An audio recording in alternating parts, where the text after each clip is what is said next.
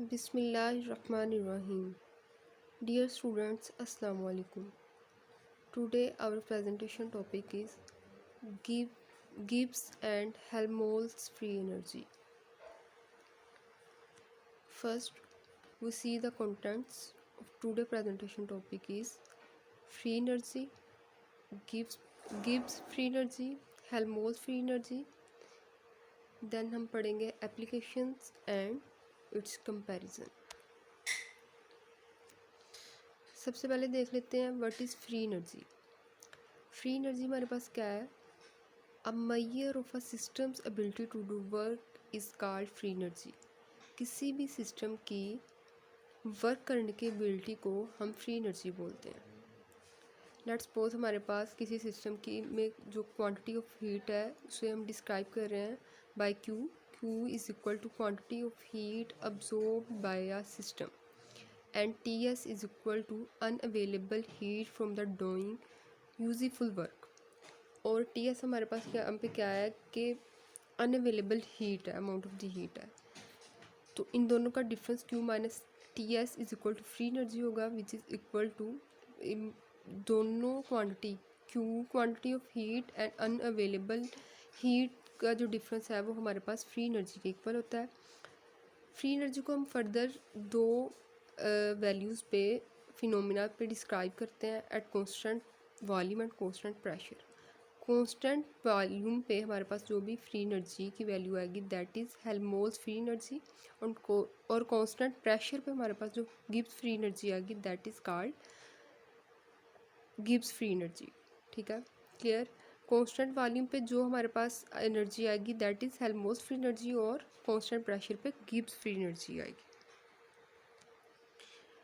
Helmholtz free energy क्या है? Helmholtz free energy को हम सिंबल ए से डिनोट करते हैं, जिसमें हमारे पास सिंपल जो क्यू वाली क्वांटिटी है वो रिप्लेस हो जाती है बाय इंटरनल एनर्जी ई से। A is equal to E minus T S. ठीक है, ए यहाँ पे हमारे पास क्या है? हेल्महोल्ट्ज़ फ्री एनर्जी है, ई हमारे पास इंटरनल एनर्जी है, और टी टेम्परेचर है, एस हमारे पास यहाँ पे क्या है? इंट्रोपी ऑफ द सिस्टम है। तो हेल्महोल्ट्ज़ फ्री एनर्जी हमारे पास एक एक्सटेंसिव प्रॉपर्टी है। इसको एज अ स्टेट फंक्शन अगर हम डिस्क्राइब करें तो इनिशियल स्टेट के लिए हमारे पास यही expression A1 is equal to E1 minus T1 S1 आ जाएगा, और फाइनल स्टेट के लिए हमारे पास यही expression A2 is equal to E2 minus T2 S2 आ जाएगा। ठीक है, अब पहली इन दोनों इक्वेशंस का हम क्या डिफरेंस ले लेंगे, तो हमारे पास A1 minus A2 is equal to delta A which is equal to delta E minus T delta S. ठीक है, क्योंकि यहाँ पे हमारे पास टेम्परेचर जो है वो कांस्टेंट है, तो हम T1 is equal to T2 is equal to TB लिख सकते हैं। इसी तरह हम इसके अगले स्टेप में हम इसको फर्दर जो है वो सिंपल कर लेंगे, तो हमें पता है कि हमारे पास change in entropy is equal to reversible Q reversible over temperature आता है।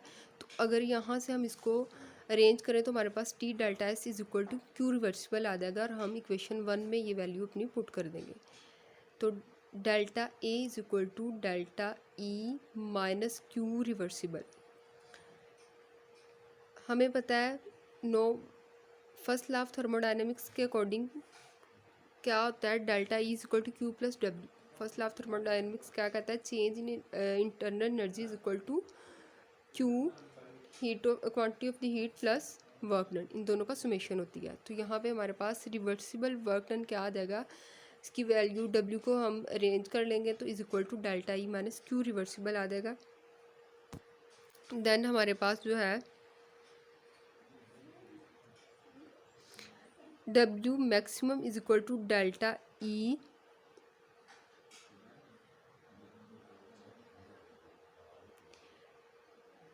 माइनस क्यू रिवर्सिबल आ जाएगा। ठीक है, तो हमारे पास फाइनल एक्सप्रेशन जो है वो delta W maximum is equal to delta E minus Q reversible आ गया।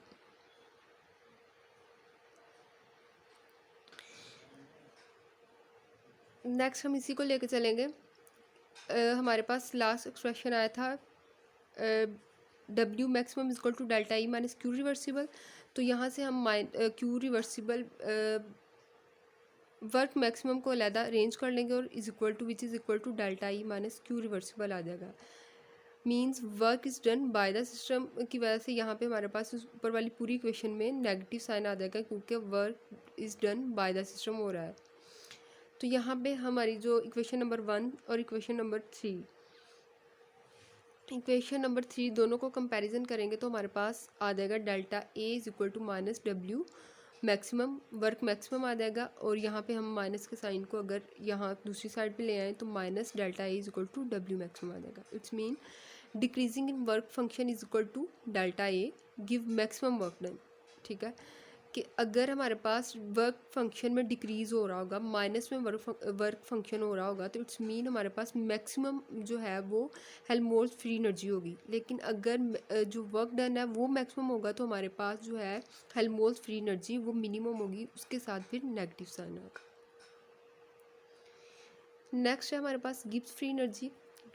गिब्स फ्री एनर्जी को हम डोनेट करते हैं बाय द सिंबल जी। तो इसको which is equal to H minus T S. हमने देखा हेल्महोल्ट्ज़ फ्री एनर्जी में हमारा क्यू जो है, फ्री एनर्जी का क्यू जो था क्यू माइनस टी एस में क्यू टी जो है उससे एच से जो है वो रिप्लेस हो जाता था। ठीक है, सॉरी जो क्यू है बैक करके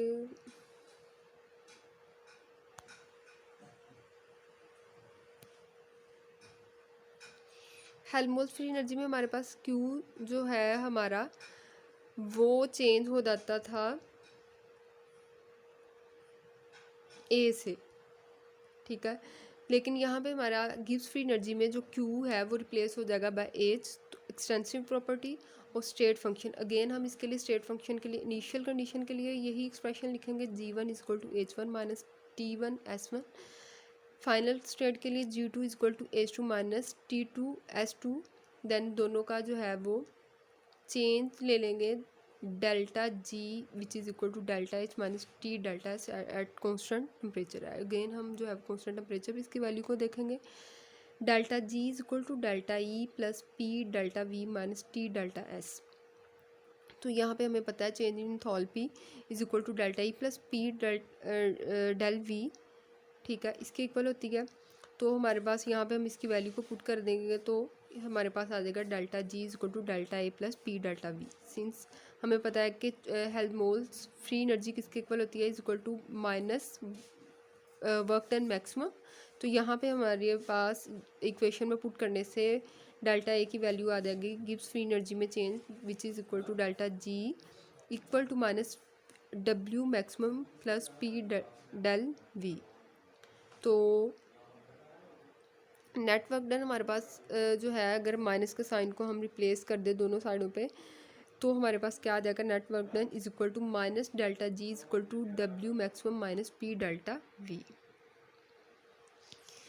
नेक्स्ट हमारे पास एप्लीकेशन है गिब्स फ्री एनर्जी की, कहाँ कहाँ इसको अप्लाई किया जाता है। Qualitative properties of the solution को फाइंड आउट करने के लिए, ठीक है, वहाँ पे हम इसको यूज़ करते हैं। Boiling point evolution and freezing point depression. Boiling point evolution को और फ्रीजिंग पॉइंट को फाइंड आउट करने के लिए भी गिब्स फ्री एनर्जी को यूज़ किया जाता है। The pressure on a liquid affects it's volatility. तो प्रेशर का जो वोलेटिलिटी इफेक्ट होता है उसको भी फाइंड आउट करने के लिए हम गिब्स फ्री एनर्जी का यूज़ करते हैं। इलेक्ट्रॉन फ्री एनर्जी लेवल्स को फाइंड आउट करने के लिए भी हम गिब्स फ्री एनर्जी को यूज़ करते हैं। नेक्स्ट हम हेल्महोल्ट्ज़ फ्री एनर्जी का की एप्लीकेशंस देख लेते हैं। हेल्महोल्ट्ज़ फ्री एनर्जी की फर्स्ट एप्लीकेशन इसको यूज़ किया जाता है, mostly common use as a major of the thermodynamic potential. Thermodynamic potential को यूज़ करने के लिए especially in the field of the chemistry, the isobaric restriction on that quantity is inconvenient for some applications। तो mostly इसको chemistry की field में isobaric restrictions वगैरह को फाइंड आउट करने के लिए हेल्महोल्ट्ज़ फ्री एनर्जी को यूज़ किया जाता है। फॉर एग्जांपल हमारे पास in exclusive research Helmholtz free energy is often use since exclusive reactions by their nature induce pressure changes. Pressure changes को डिस्कस करने के लिए, उसको कम करने के लिए हम क्या करते हैं, हेल्महोल्ट्ज़ फ्री एनर्जी को यूज़ करते हैं during the exclusive reaction. It is also frequently used to define the fundamental equations of the state in the accurate correlations of the thermodynamics properties of pure substances. तो किसी भी pure substances की thermodynamic properties को, fundamental properties को define करने के लिए भी हम हेल्महोल्ट्ज़ फ्री एनर्जी का यूज़ करते हैं. तो लास्ट पे हम इनका कंपैरिजन देख लेते हैं कि गिब्स फ्री एनर्जी और हेल्महोल्ट्ज़ फ्री एनर्जी में दोनों में डिफरेंस क्या है. First one difference is that Gibbs free energy can be defined as a maximum reversible work that can be obtained from a particle system. किसी भी particular system से जो maximum reversible work हो रहा है, इसको हम as a Gibbs free energy define करते हैं या calculate करते हैं. Helmholtz free energy can be defined as a useful work that can be obtained by a closed system. तो दोनों में difference पता चल गया. गिब्स फ्री एनर्जी में हम क्या करते हैं, किसी भी रिवर्सिबल वर्क का जो मैक्सिमम वर्क डन होता है वो हम पार्टिकुलर सिस्टम का फाइंड करते हैं. हेल्महोल्ट्ज़ फ्री एनर्जी में हम क्या करते हैं, क्लोज सिस्टम हमारे पास होता है और क्लोज सिस्टम के अंदर हम उसका यूजफुल वर्क को डिफाइन करने के लिए हेल्महोल्ट्ज़ फ्री एनर्जी का फिनोमिना यूज़ करते हैं. Second one is Gibbs free energy calculated for systems under constant temperature and pressure. Gibbs free energy में हम सिस्टम को कांस्टेंट टेम्परेचर और प्रेशर पे डिस्कस करते हैं. ठीक है, सिस्टम पे कंडीशन लगा दी जाती है कि वहाँ पे टेम्परेचर और प्रेशर कांस्टेंट है. जबकि हेल्महोल्ट्ज़ फ्री एनर्जी में क्या किया जाता है, Helmholtz free energy can be calculated for the system under constant temperature and volume. इसमें टेम्परेचर तो कांस्टेंट होता है दोनों में, बट गिब्स में हमारे पास प्रेशर जो है वो कांस्टेंट हो जाता है, जबकि हेल्महोल्ट्ज़ फ्री एनर्जी में वॉल्यूम कांस्टेंट होता है. Again, Gibbs free energy often used since it consider a constant pressure condition. तो इसमें प्रेशर कंडीशन को कांस्टेंट रखते हुए हम इसको डिस्कस करते हैं.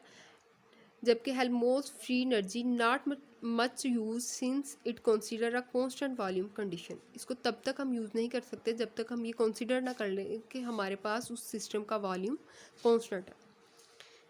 Gibbs free energy chemical reactions are spontaneous when energy change is negative.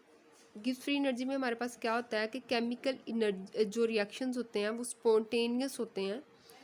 तो तब हमारे पास गिब्स फ्री एनर्जी की जो वैल्यू है या एनर्जी में चेंज है वो नेगेटिव आएगा, मतलब गिब्स फ्री एनर्जी हमारे पास नेगेटिव आएगी. In Helmholtz free energy chemical reactions are spontaneous. Chemical reactions हमारे पास स्पॉन्टेनियस जब होंगे when energy changes is positive, तो तब हमारे पास जो एनर्जी चेंजेस होगी that is positive. Thank you so much.